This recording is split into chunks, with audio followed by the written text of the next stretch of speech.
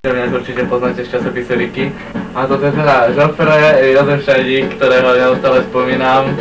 Čaute. A je to veľký hudobník. Zdravie. Takže konečne vidíte aj naživo, že?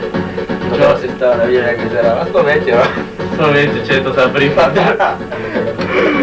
No, takže nám teda povedz, ako vlastne tvoríš hudbu. Toto je ten program, ktorým tvoríš hudbu? No jasne, vidíš to Fast Tracker 2 najlepšie tak, že to nevieš. Tak ale ľudia, teda, ktorí to pozerajú, asi nevedia. No. Ešte to pozerám Fast Tracker 2.05 verzia, teda myslím 2.06 verzia, až to je také podstatné. Takže tvoril som to program, mám to počítače, 386, 40, určite si čítali už. Má dobrú kartičku obsahuje, Gravis Ultrasound. S ním som veľmi spokojný. 1 mega. No, vidíš, aj ty ho vlastníš. Ale ja mám Max. No to je len, že to je až také podstatné.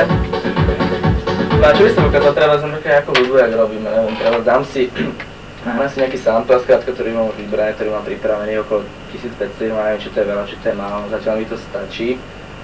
Dávam si napríklad nejaký klavír, takto, a zahrajem nejakú melódiu si najprv, napríklad, neviem.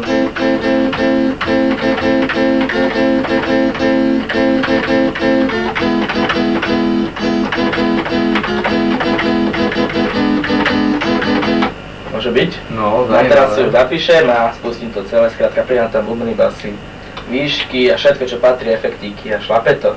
To je fakt zaujímavé. No vidíš, to je jednoduché, ani by si nepovedal, že iba trošku treba tým potrapiť, no. Vymyslieť tú melódiu a dať to No, dokopy. treba mať fantáziu. No presne. Ako správny fantasmagoria člen. No vidíš to, fantasmagoria. No. No, dobre teda, takže bohužiaľ to žere všetko veľa mega, je mi ľúto, takže budem toto musieť asi ukončiť. No jasné však. Takže som rád, že si prijal teda toto pozvanie, ak to teda tak nazvať. No a takže sa maj krásne. Dobre, ty sa aj krásne a sa stretneme na Demobite 97. Ja dúfam tiež. Takže čauko. Čaute.